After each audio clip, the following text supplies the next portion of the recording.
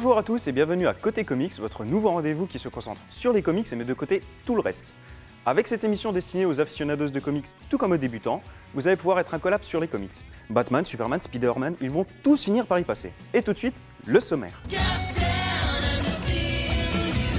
Alors au sommaire, aujourd'hui, nous allons commencer par l'actualité et les sorties de la semaine avec Julien. Ensuite, nous passerons à J'ai lu pour vous et aujourd'hui, Thomas nous présentera Nous trois.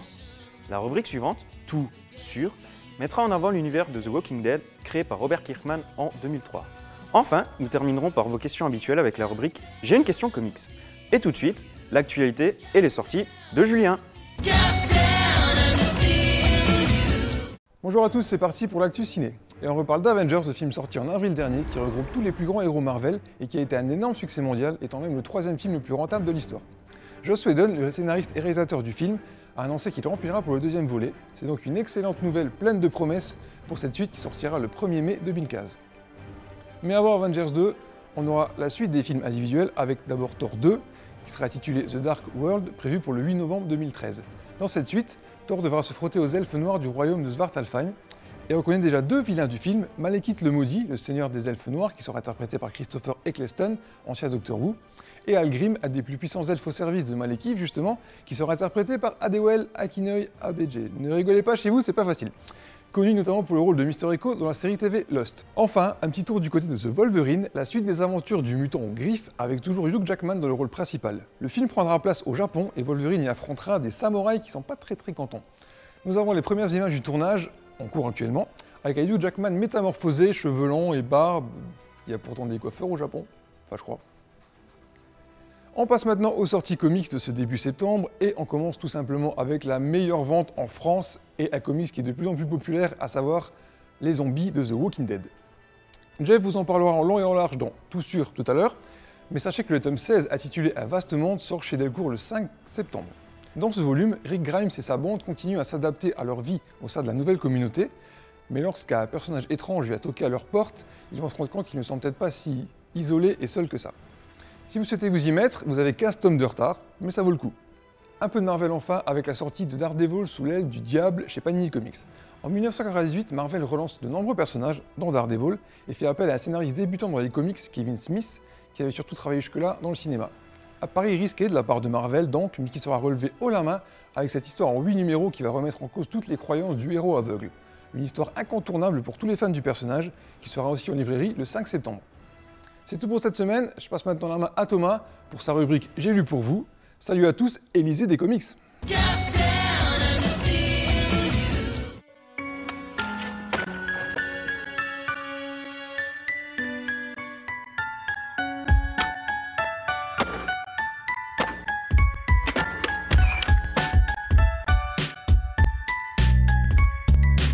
Alors bonjour, aujourd'hui j'ai décidé de vous présenter Nous trois.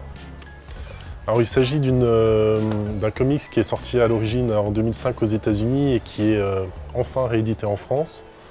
Donc en fait c'est une histoire complète dans laquelle on va suivre des animaux cybernétiques qui servent d'armes à l'armée et qui au début de l'album vont s'échapper, et donc on va assister à toute la course-poursuite entre l'armée qui veut rattraper pour les détruire ces animaux.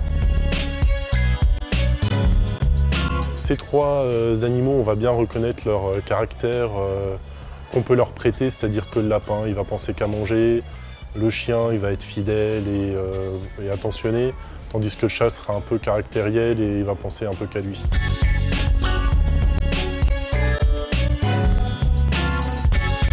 Dans cette histoire, on va voir d'un côté ces animaux qui ont l'air gentils et qui en même temps sont des armes de guerre assez terribles.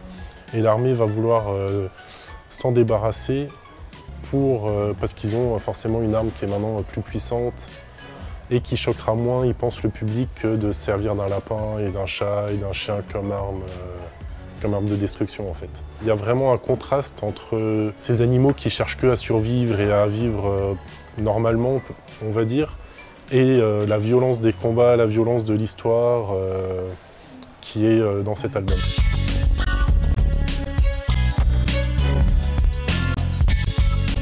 Le gros point fort pour moi de cet album, c'est vraiment le côté graphique. Parce qu'en fait, le scénario de Grant Morrison excellent. Mais les dessins de Frank Quietly sont vraiment exceptionnels. Ils ont vraiment fait une recherche graphique très forte. Ils ont fait un découpage des scènes d'action avec des effets de ralentissement, d'accélération. C'est vraiment éblouissant. On ne voit pas souvent ce genre de choses dans les albums. Du coup, moi, je le conseille vivement. Merci Thomas. Et à présent, nous allons passer à la rubrique suivante, Tout sur, qui cette fois va mettre l'accent sur la série spéciale zombie The Walking Dead, créée par Robert Kirkman en 2003. C'est parti! The Walking Dead est un comics en noir et blanc créé par Robert Kirkman et Tony Moore en 2003. Édité par Image Comics aux États-Unis et par Delcourt en France, cette série raconte les différentes péripéties d'un petit groupe de survivants dans un monde totalement infesté de zombies. On suivra plus particulièrement Rick Grimes, le héros qui s'efforce de chercher le refuge idéal pour sa famille. Le point fort de ce comics est le fait que toute l'action soit centrée sur les personnages et les relations qu'ils entretiennent entre eux, les zombies ne représentant finalement que le contexte de l'histoire. Ce qui ne les empêchera pas, bien évidemment, de se faire un petit casse-croûte de cervelle ou de moelle épinière de temps en temps. Car oui, les zombies aiment manger, se balader en forêt, jouer avec les petits-enfants, bref, ces morts-vivants restent avant tout de bons vivants. Le succès grandissant du comics, qui aura d'ailleurs grandement participé à remettre les zombies au goût du jour, fera naître une série télé en 2010. On pensait alors avoir une série grandiose qui mettrait tout le monde d'accord. Ils ont mis tout le monde dans l'horreur. Ils ont mis tout le monde dans l'erreur. Révolution pour certains, comme le créateur de la série télé notamment, et véritable infection pour une bonne partie des lecteurs du comics, la série divise les fans. Néanmoins, Andrew Lincoln, l'acteur principal, ne pointera pas au chômage de sitôt pour autant, puisque la série fait un malheur aux États-Unis avec des audiences qui dépassent fréquemment les 6 millions de téléspectateurs, allant même jusqu'à 9 millions. En bref, la Walking Dead Mania ne risque pas de s'arrêter de sitôt. Le 100e chapitre du comics a mis une claque à beaucoup de fans, une 3e saison pour la série télé arrive à grands pas aux États-Unis, et enfin, un livre sur le personnage du gouverneur, vilain emblématique de l'univers, est apparu dans nos boutiques le 7 mars 2012. Il y a donc beaucoup de choses à voir et à lire. Il ne vous reste plus qu'à, tout comme les zombies, vous mettre à table. Bon appétit! Et à présent, la parole est à vous, puisque nous allons passer à notre dernière rubrique « J'ai une question comics ». Envoyez vos questions à cette adresse, ou sur Facebook, c'est noté, et j'y répondrai. Cette semaine, nous avons sélectionné la question de Vador32 qui veut savoir la différence entre Marvel et DC. Explication. Surnommés les Big Two, soit les deux grands, Marvel et DC sont les deux plus gros éditeurs de comics aux États-Unis. Alors il est un peu délicat de parler de différence. Nous allons voir pourquoi. Créé en 1935, DC Comics, filiale de Warner Bros., a su s'imposer dans l'univers des comics dès 1938 avec son Action Comics numéro 1 qui met en avant le grand Superman créé par Jerry Siegel et Joe Shuster. Batman, quant à lui, a été créé en 1939 dans Detective Comics créé par Bob Kane et Bill Finger. De son côté, Marvel, dernièrement racheté par Disney, a été créé dès 1939 et a mis en avant l'un de ses super-héros les plus connus de son écurie dès l'année suivante, Captain America, héros patriotique créé par Joe Simon et Jack Kirby. Les deux éditeurs produisent donc des comics américains, mais ont chacun leur propre super-héros.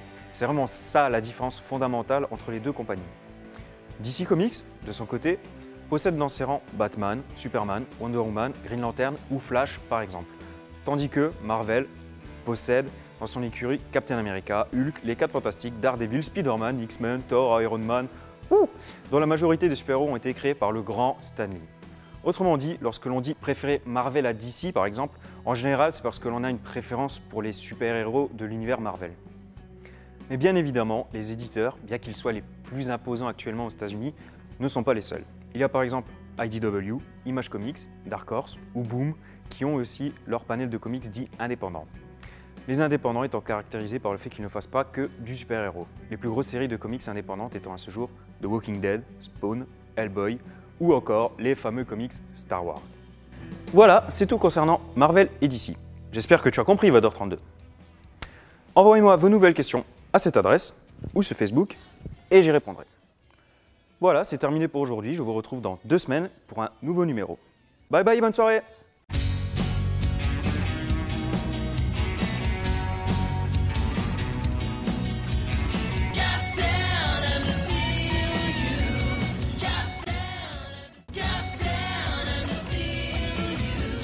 Une série d'explosions explosion vient de se produire sur les barrières de sécurité sud, confinant les aliens dans les zones de traque. Un détachement du groupe d'intervention extraterrestre a été envoyé sur les lieux pour gérer la menace qui risque de s'étendre aux zones habitées voisines. J'ai rencontré l'association Philactère, une association qui est lorraine, qui fait beaucoup de bandes dessinées, qui œuvre pour la promotion de la bande dessinée en région Lorraine et la promotion de la BD lorraine dans le reste du monde. Et du coup, en travaillant avec eux, je me suis perfectionnée et puis j'ai eu l'idée l'envie en tout cas d'aller vers mon propre projet. Donc Bertrand Kefterian, c'est un trentenaire un peu loser qui essaye d'exceller dans la traque, la chasse à l'extraterrestre dans la ville de Metz afin de devenir une star et attirer les projecteurs et les caméras de télé-réalité. Comment ça m'est venu, je m'en souviens plus trop. Si ce n'est que j'ai toujours voulu parler d'extraterrestres, de science-fiction parce que c'est un genre que j'affectionne particulièrement, de télé-réalité parce que c'est aussi un sujet qui me passionne, qui m'intéresse en tout cas parce que j'aime pas du tout ça, donc je voulais en parler un petit peu pour égratigner un petit peu ce type de programme. Ensuite, la ville de Metz parce que j'habite Metz, c'est une ville que j'aime beaucoup, plus les décors, les références pour dessiner, elles sont juste en dessous de ma fenêtre, donc c'est bien pratique. Donc j'ai mélangé tout ça et c'est comme ça que c'est venu.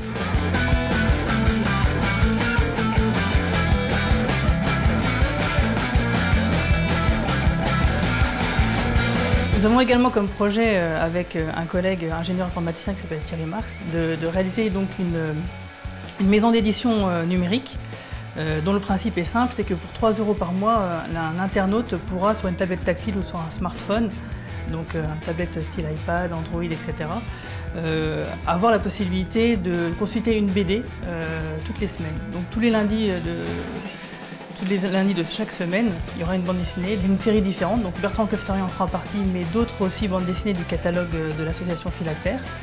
Toutes des bandes dessinées qui sont d'inspiration comics américains, donc avec une chouette colo, des chouettes scénarios, des trucs vachement bien regardés.